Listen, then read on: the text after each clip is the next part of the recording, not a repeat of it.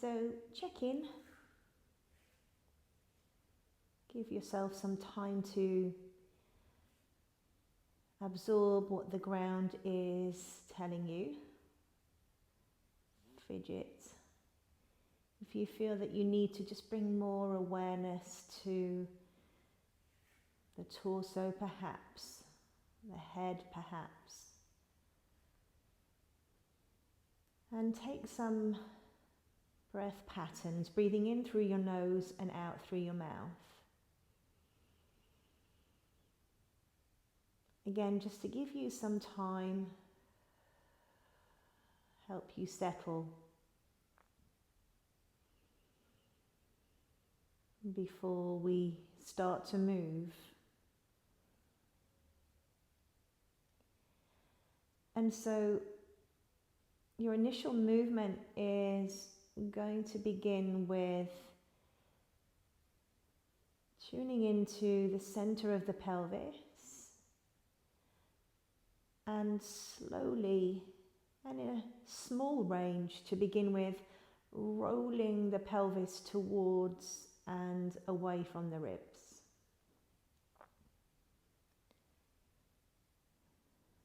Now you're already looking to create the movement with as little effort as possible.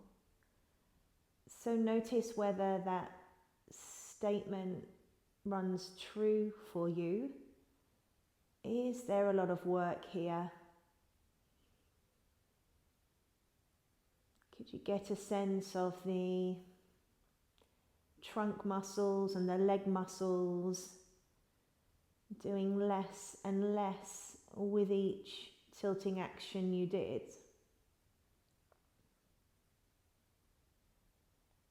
And so simply put, the sacrum is rocking forwards and back. It's a curved structure on a flat surface. And so that brings about an idea of ease as well. That it's not difficult to move the curved structure in the forwards and back direction. You could look at increasing the range of movement if that felt comfortable for you to do so, but also being aware of any bias. And so that bias could come in the form of taking much more of a larger movement to one direction than the other. Perhaps thinking that in fact you are moving in a balanced way, but then really challenging that. Do you pause perhaps as you tilt the pelvis away from the ribs with the assumption that that is as far as is comfortable for you to go?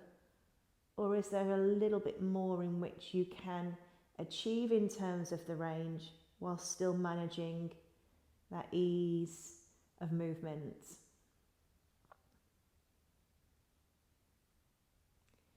Be aware of the whole of the body. As a result of the rocking of the curved structure against the flat surface, there is a feeling of rocking movement throughout the torso. There are some obvious areas you can tune into: back ribs, shoulder blades, back of head.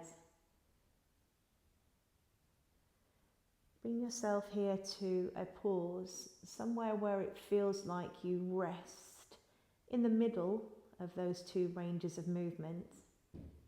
And then having rested there,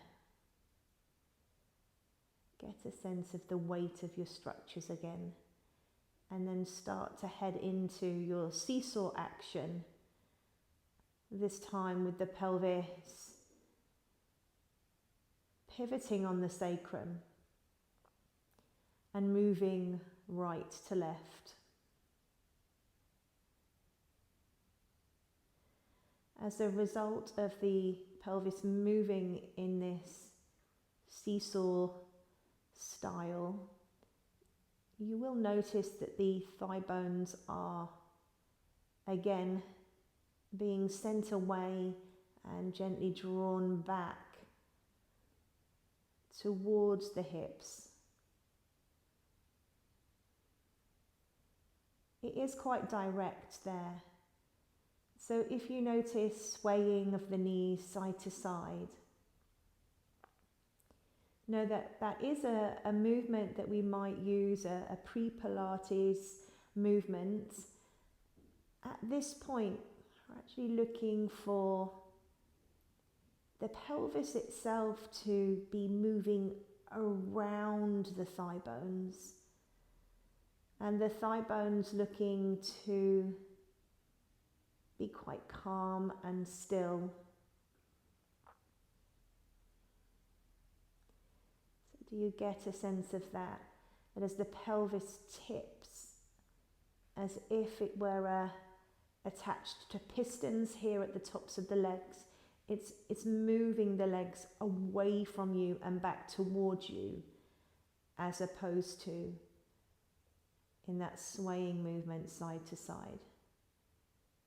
Notice the ribs, maybe even a small acknowledgement there of the change through the upper body too.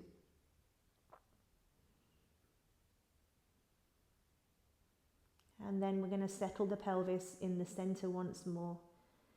Maybe it feels like a newfound center for you. Maybe it feels a little different to how you originally laid down. Maybe you've got some senses of heat, warmth somewhere. From this place, still really looking to drop into the mat. So whilst it might feel different, a little foreign perhaps to how you started, you're still able to fall into it. We're going to look at some bent knee opening action. And so now there's a reverse flip of what the pelvis and the thigh bones were previously doing. Now it's the pelvis that is looking to stay quiet and calm as the thigh bones move out to the side. And we'll take individuals to begin with, and then back up to their starting position. And so tuning in once more to the sacrum can be helpful in just determining as to whether the sacrum is moving from side to side. And that would be its most likely pattern if it were to move. Thigh bones are heavy, so there would be understandably a chance of that happening.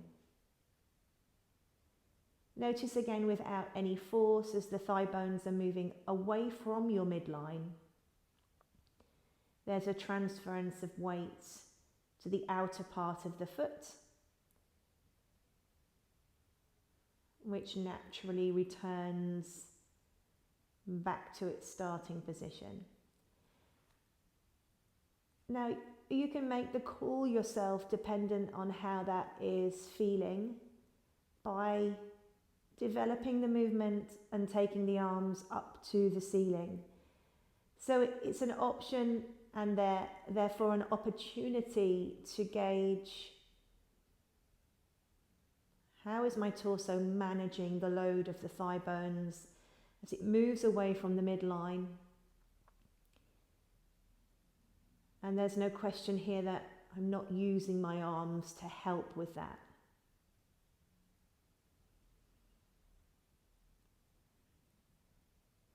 Now the movement here can also be done with both feet moving, both knees parting at the same time. You could imagine that the two front hip bones are connected to the insides of the knees, and the insides of the knees are moving away from those hip bones. We're looking for balance. Thigh bones moving into this abducted position and then returning to their start position. Once more, an opportunity to lift the arms.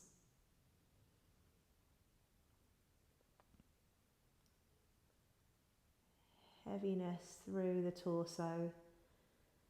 Perhaps the feeling of the fingers reaching upwards could be opposed by this feeling of the low back ribs dropping backwards.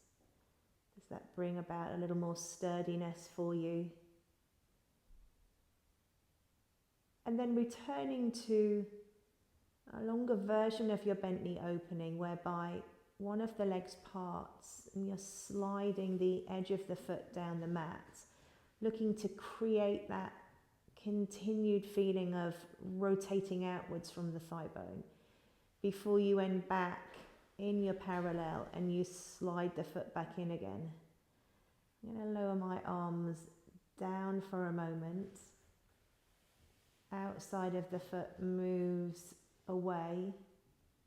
There is some lengthening there in and past and through the groin area. Notice how that feels and reduce the size of the movement if you feel like you need to. We're also now as well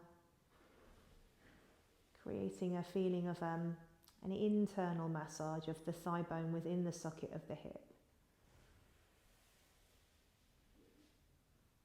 Arms could come up and away depending on how it felt. Slightly more to do in terms of negotiation.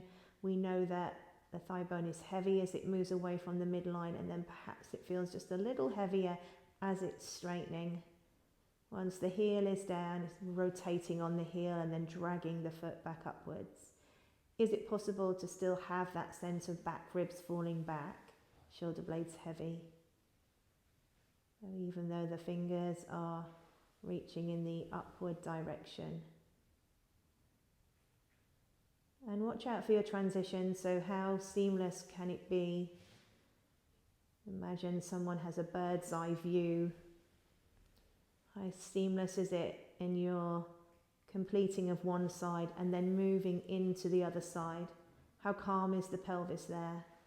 How still have you managed to keep all of that? Relax your arms down from there. Heading into book openings.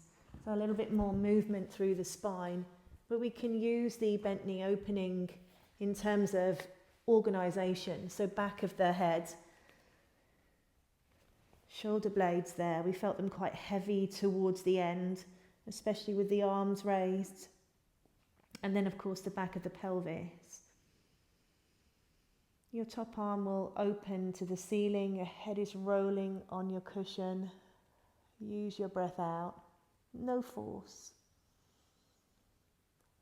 And bring yourself back to your starting position. So you might recall some images we can use here of the width of the collarbone lengthening out in towards the inside of the elbow. Could that feel like a continuous line? Maybe you notice today you need less of a cushion beneath your head. Maybe you need more. Play around with your options. Notice how it impacts your movement. Maybe it changes the position of the head. Maybe it changes the amount of rotation you have available to you. That's 4 on that side. Feel free to keep going. And then you're bringing yourself round onto your other side with still that same emphasis. Our organisation is absolutely our priority in terms of alignment, but also in terms of how comfortable it feels to be here. So if you need to switch things up, then do so. We're using the breath out to open the arm to the ceiling, to follow the hand wide through the collarbone. No force, ease. Breath in when you're open, and then breath out to bring you back.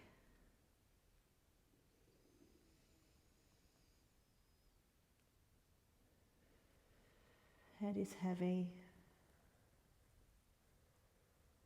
like it's dropping away from the hand, particularly as the hand is up towards the ceiling. Pay attention to the legs that you leave behind. Do you really manage to keep as much weight through the outer thighs as possible there, coming round?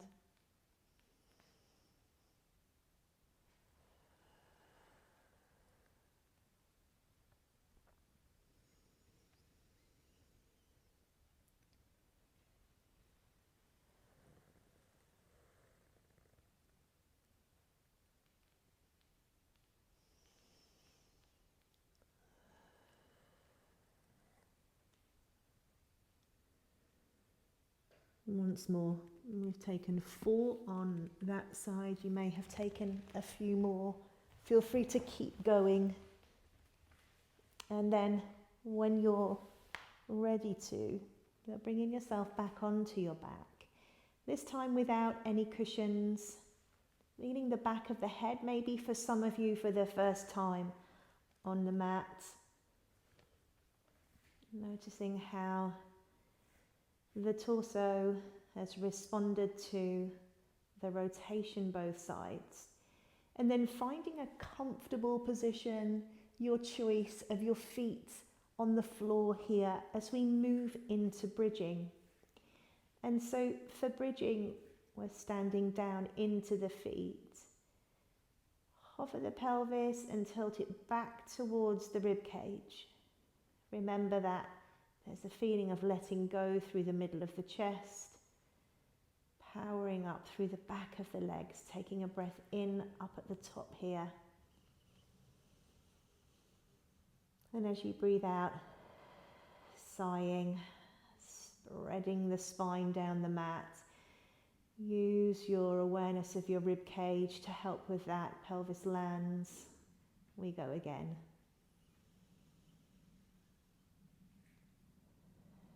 Exhale down, hover and tilt. Knees reaching long and away.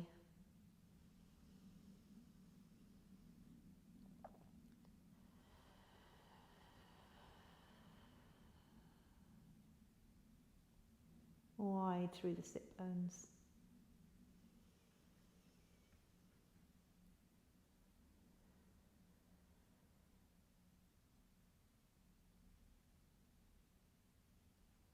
Arms are calm.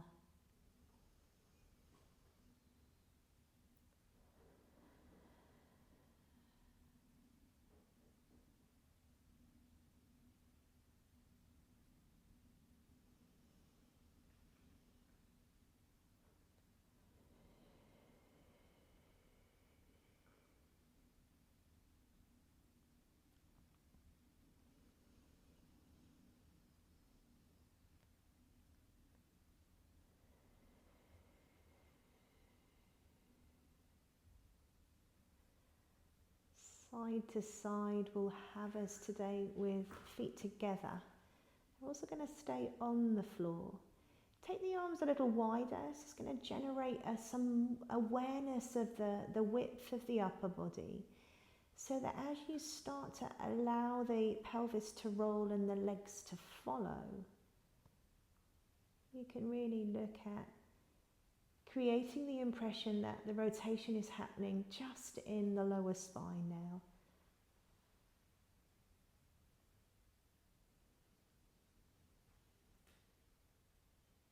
As the pelvis and the legs fall to the right, take a breath out there. And as you travel back, use the right leg, push it into the left to return to the starting position. So exhaling as you fall, just a variation. Inhaling, the left leg pushes into the right.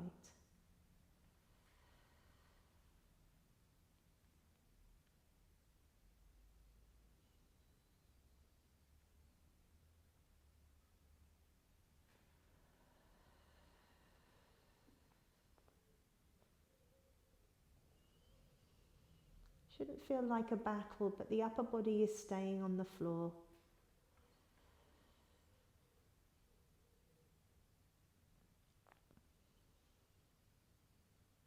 And really, you could just keep going here. Are you able to reflect on how the first few of these side-to-side movements felt in comparison to perhaps how they feel now? Maybe you'd like to do more.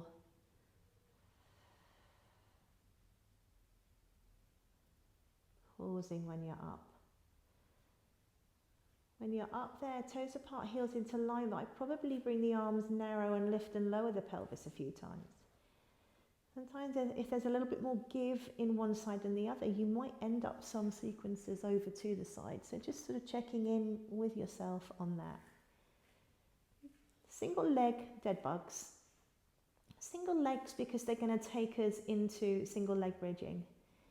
So pushing down into the floor with one of the feet generates a feeling of lightness on the other side. And so that foot should feel then that it could float with ease through the hip, space through the hip, and then carry the leg all the way back down again.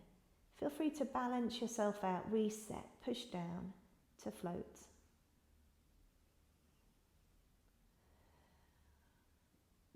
You want it for nothing.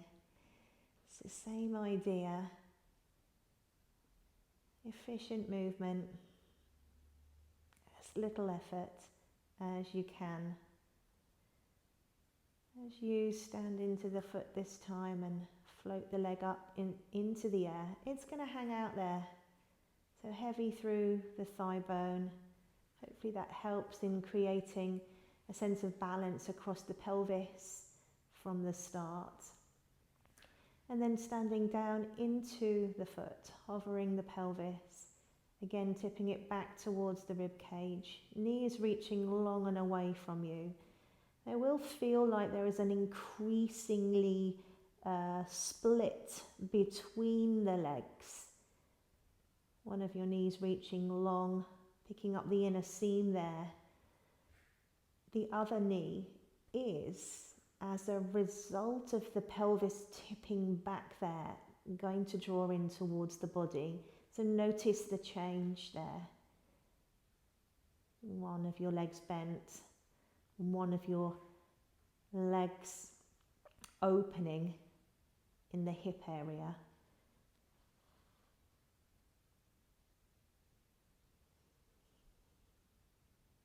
When you're down from there, you can reposition the feet.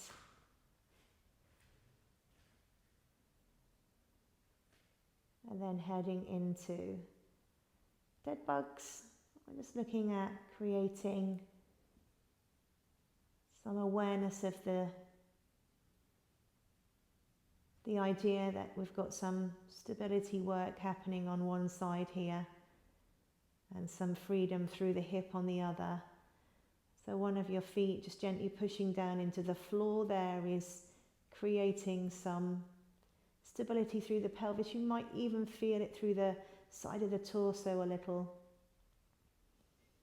And then down to hover and tilt.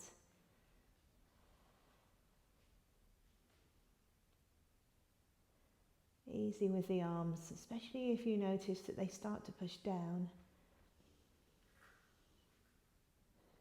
Yes, this is back body work. Could it really be promoting much more through the back of the legs, back of the pelvis, as opposed to back of the arms?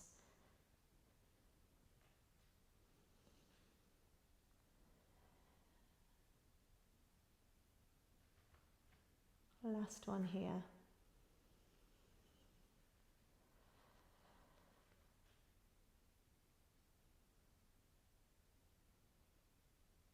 Pelvis lands, foot comes down. We're having a look at chest lift here. You can see all of these fundamentals in place for you as you take your exhale and you sigh. The back ribs are pushing back for your face to come forwards, and then you're inhaling to unravel and bring the head back down. Sigh. Let the breath guide you here.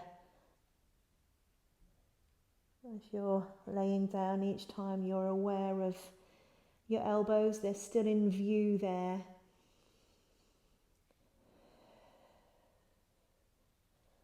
Just enabling you to have a head start in your understanding that the spine is flexing. Those shoulder blades just gently hugging up towards the rib cage. It's just going to help out there. The next time you curl up, you're going to release the hands from behind the head and reach them towards the legs. Widen through the elbows to draw yourself up a little higher. Think about the front body deepening as the back body lengthens. As you lay yourself down, just draw the toes in towards the back of the pelvis. And now we have 2 legs up in the air. Breathing out, backs of the legs go forward, elbows widen. We're passing through our chest lift.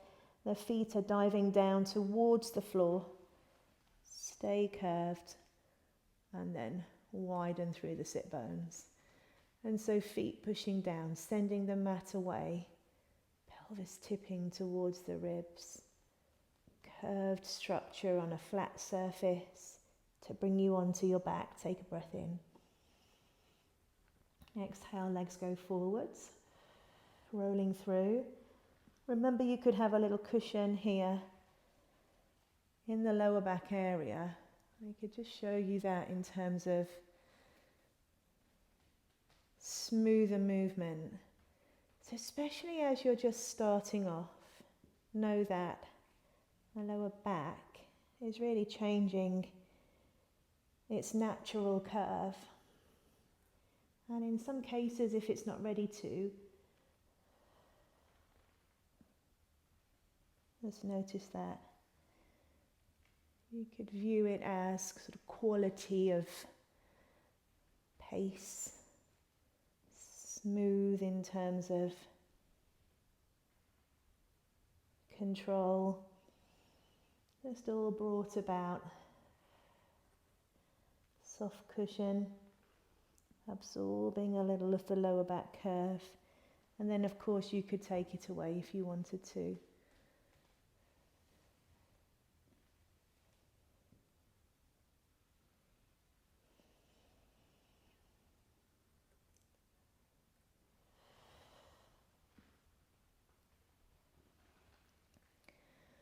When you're up and seated next, we're heading into spine stretch. If it just feels a little more comfortable for you, then do grab some blocks, elevating the pelvis. The legs are going to go out in front of you. And you may choose to have your fingertips down on the floor here. Or maybe you're looking at having the arms raised. Knees could also be soft. So remember, when we're trying to sit on top of the sit bones, sometimes what can be holding us back there is just not quite enough give through the hips, but also not quite enough give through the hamstrings as well. So alleviate that. Again, notice how it might just feel like you're sitting with more ease. Lower your gaze. Be guided by your breath once more. You're sighing. Shoulder blades are hugging your rib cage. Think about how that relates to your chest lift movement. Fingers are reaching forward, back ribs are heading back. And then inhaling to bring you back up to your starting position. Lowering your gaze. Sigh. Turn the front ribs in. As they turn in, yes, there is a feeling of coming up and over. Could you also develop that up and over into a feeling of pouring the spine up and out of the pelvis? Inhale to stack. Feel free to spend more time down there. If returning straight away doesn't suit you, maybe you'd like to even break the movement up, pausing midway.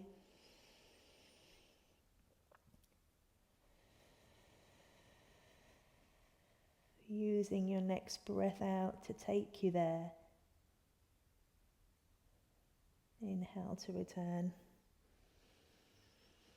Last one.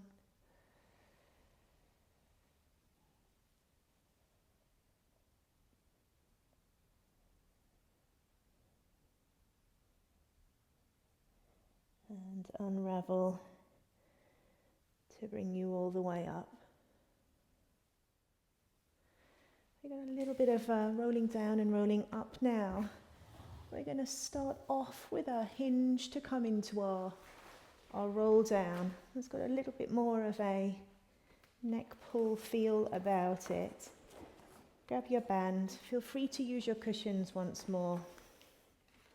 And again, the knees could be soft in this starting position. So if we look at a hinge from the hips, gaze going up the wall and then returning. And we're back to considering the angle of the pelvis and where it meets the thigh bones. And looking to increase the angle as we hinge.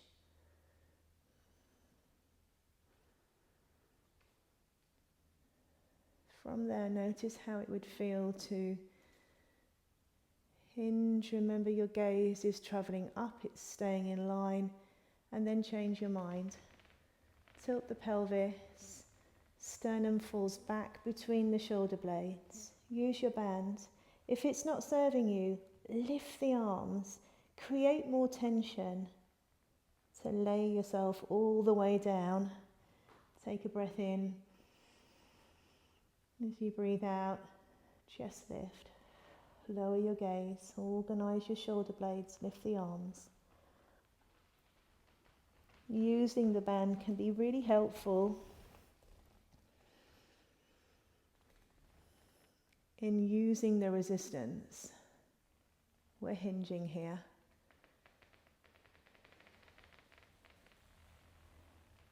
To open the lower back, to open the mid-spine. There does want to still feel like there's a resistance for you to come up here. So exhaling, shoulder blades. Any pockets of space where the lower back meets the mat are just gently being filled up, curving and sitting.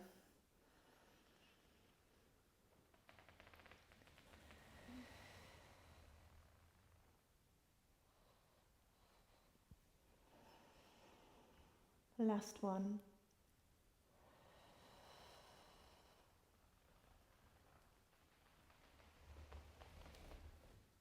To bring you up. Moving on to blocks. Again, cushions would help. Books would help if you're moving from home. We're going to look at right leg in front and left leg to the side and behind, coming into Mermaid. And it's no different to how you would organise yourself moving from your back to your side, to seated.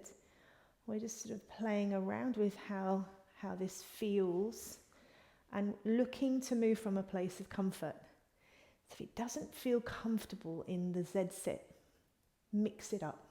You could be so high up that you're sitting on a chair and using the height there to really get the freedom in the spine, in the side bend. Remember, your legs can be out in front of you. Maybe you just choose to bring the back leg out in front if the back hip doesn't feel so comfortable here. And then you're going to be lifting your left arm. We're reaching up. This is an arm arc that continues to head up, and because it continues to head up, it takes you up and over into a side bend. You're taking a breath in here, gauging range, moving slow enough that you can return earlier if you need to.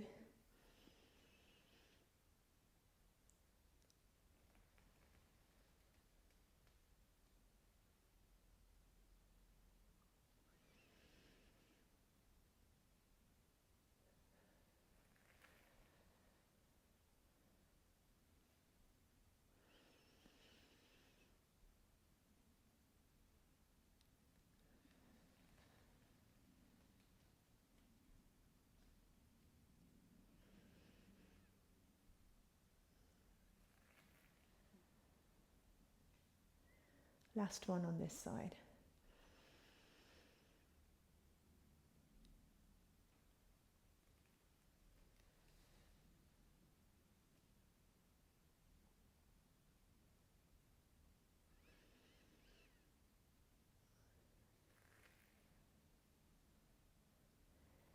Once you're back, switch yourself round. Check in with the position, the organisation of yourself. Notice how that feels, and then off you go.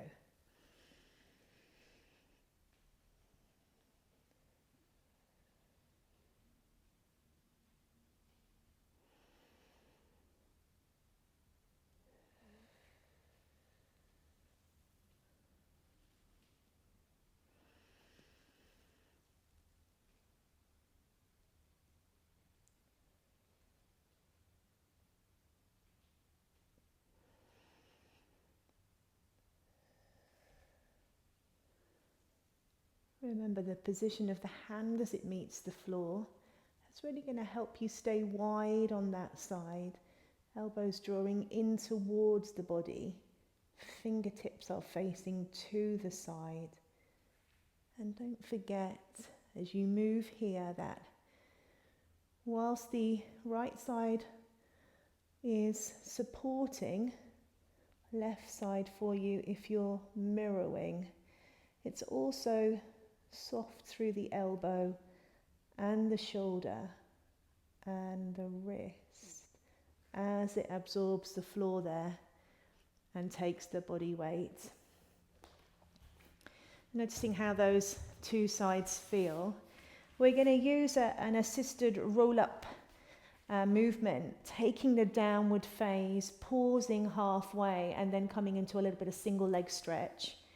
So feet are going to push down and forwards for the pelvis to begin to tilt. We don't need any cushions behind us here. Keep tipping the pelvis back towards the ribs. Draw the feet towards you. But see whether you can pause when you're feeling maybe a little bit too high. So we're not quite 100 if we're looking at the upper body. It's quite high there. But it gives you then the opportunity to find the low ribs to drop down that little bit lower. Remember, we want the shoulder blades standing upright as if they're on a shelf. They're up and out on the ribs. And then reaching one leg long and away from you and allowing the other thigh bone to draw in. There is a feeling of pushing up here into the palms of the hands, and then you switch. And then you switch. So yes, the knee is coming in, but it's also coming up, particularly as you're about to release. And notice the bid to keep the upper body, head, neck and shoulders in the flex pattern, in their organized way. We're going to take one more, and then is it possible to find the same place? As you breathe out, widen through the elbows and take the second part of your assisted roll up to bring you all the way up into your seated position. We're heading back into one more seated movement, and that is going to be saw. We're looking at taking the saw movement from our spine twist. And I would look at taking the feet a little wider than your spine stretch, Arms can go out to the side. And so if we look at the spine twist itself, rotating the torso, use the gaze. So swiveling the ribs.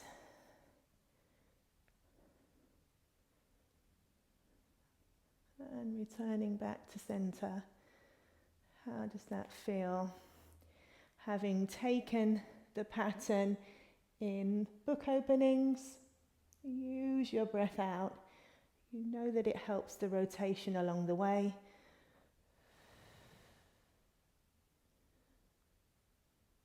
And then back you are. When you rotate to your first side next, you're going to change your mind and start to forward bend. And the forward bend action, think spine stretch, is going to have you reaching the backs of the hands in 2 different directions and continuing to rotate. You'll then unravel from there, including the arms. The palms are now downward facing, and that brings you back to your starting position. So we start with rotation, and then we move into a forward bend. Reach the trailing arm down the outside of the leg to give you some leverage there, coming into that rotation pattern, heading towards the side with the gaze. The ear does drop towards the arm. You think about a front crawl pattern of movement. Take your time. And come back to center. Last one.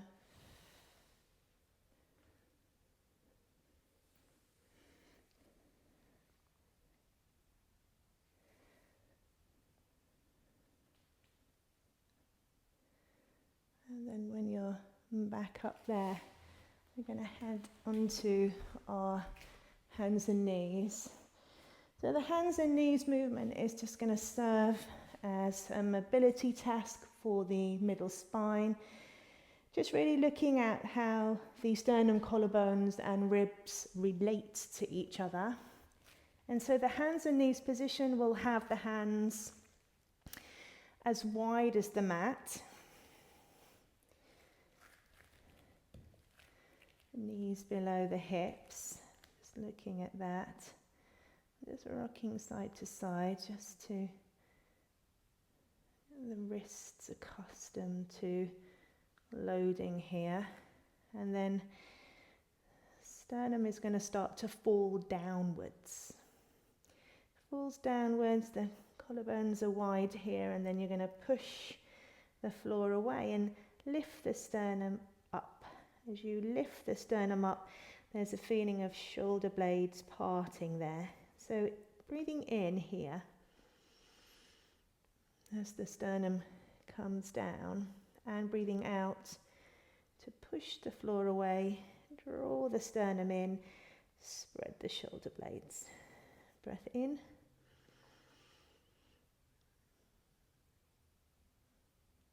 And breath out.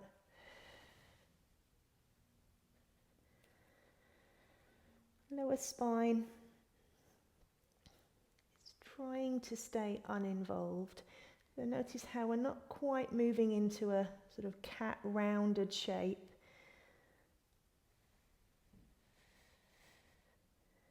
The curve is from side to side.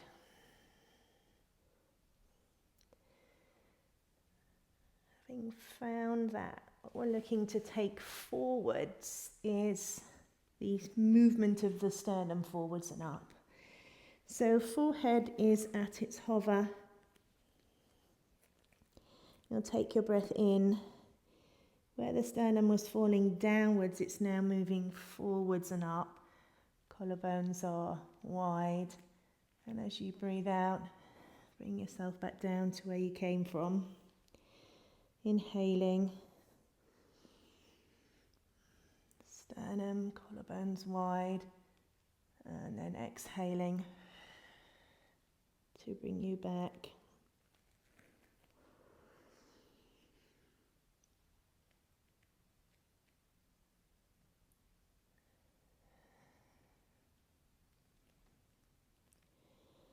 Notice how, in a similar way to hands and knees, as the sternum moves forwards, the shoulder blades are moving backwards.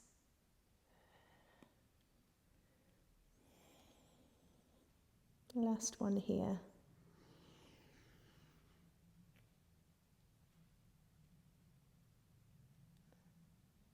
And then bringing yourself down, resting your head on your hands. Just going to look at prepping for double leg kick. So pelvis pushes down into the floor, legs reaching away long there. And the knees are bending. They're going to bend twice. One bend, one pulse. Reach the legs away and rest them down.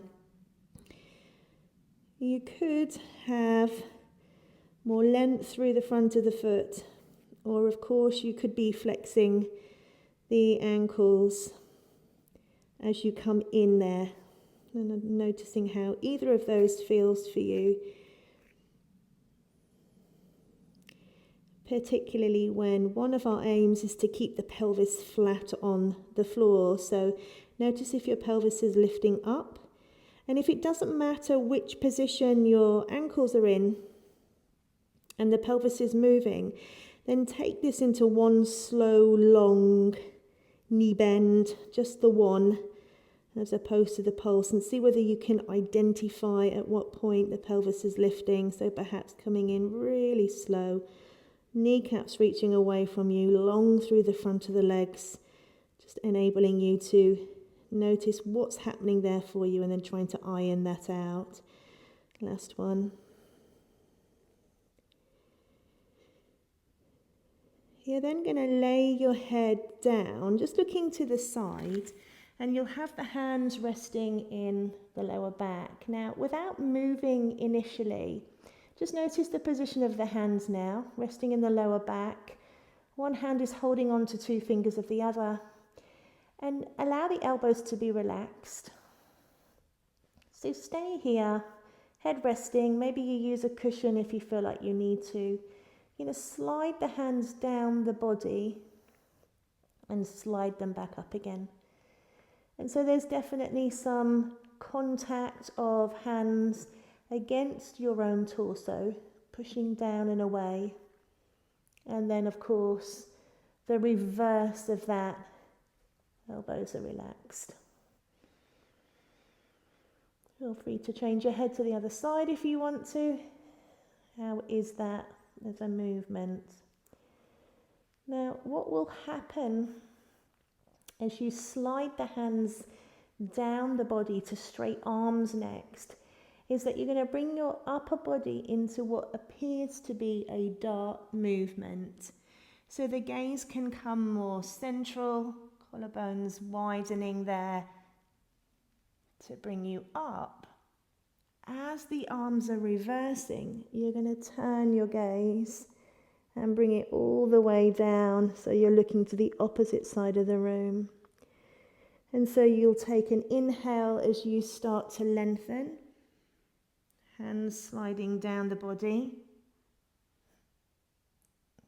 And an exhale would work well for you to bring yourself back to where you came from. Now that all that remains here is to be adding in the leg movement we'd previously done. So when you've got your head turned and you've reversed your arms, remember, you're going to come in with the feet, extend them away, widen through the chest to come up to your dart shape, and then bring yourself down. As the elbows bend, the knees are bending. As the elbows extend, the legs are extending. And so we have this crossover movement now. Be mindful of returning the hands high enough so that the elbows can bend enough each time. This will be your last one. Reaching away. And then, of course, resting down, releasing the hands, relaxing the legs, and then pushing yourself up into your child's pose. rounded through the body. Maybe child's pose is something different for you, maybe on your back with your knees drawn into your chest works a little better. Maybe seated with the legs out in front, legs crossed. Know that the child's pose here is really about opening the back of the body, having opened the front of the body in the extension. And so now we are taking the opposite spine movement.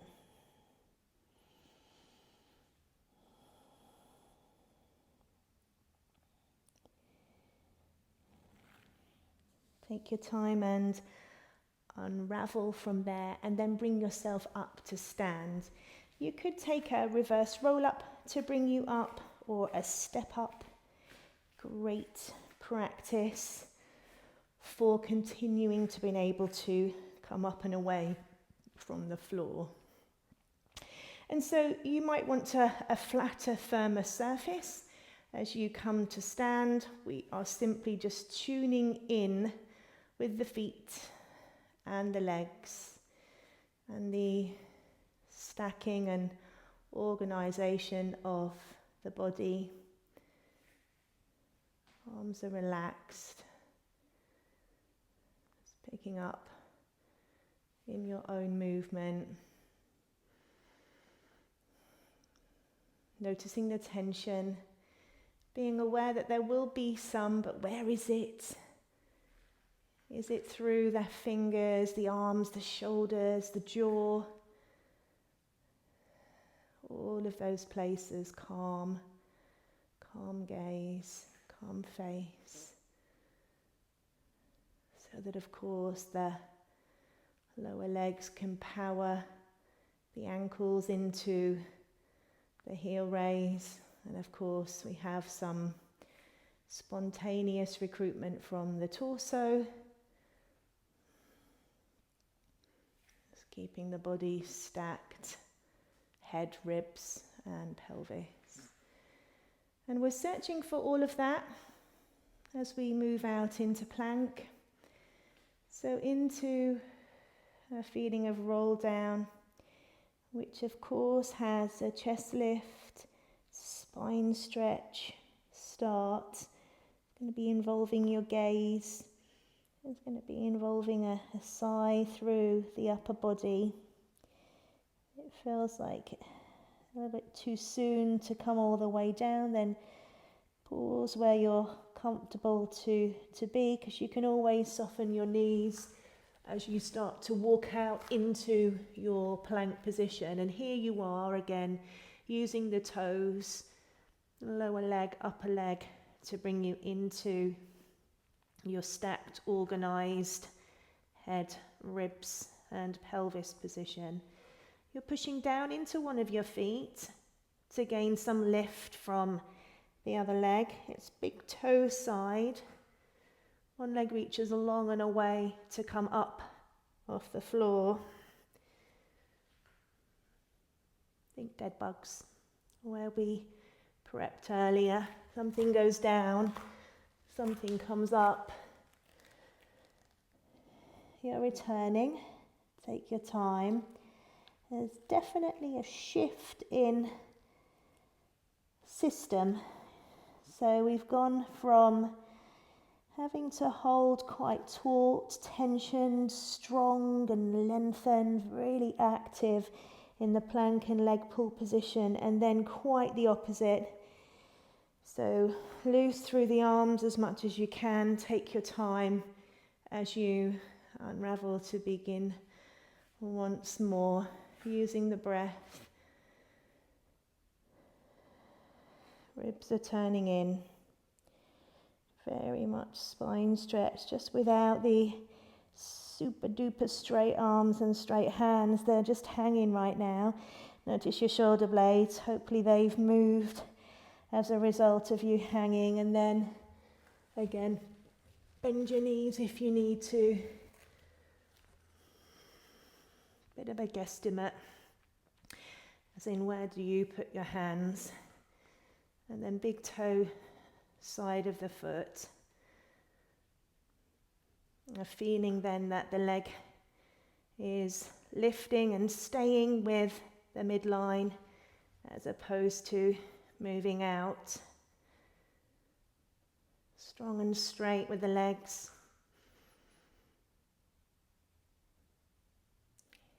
Heels back and down.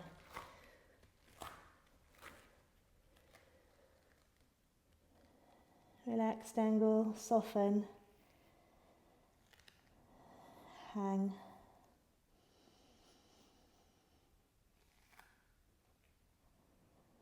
And then using your breath out to lift. Knees can be bent. And then maybe they gradually straighten to help you unravel and find your upright once more. And there we have it. Well done, everyone. Take care.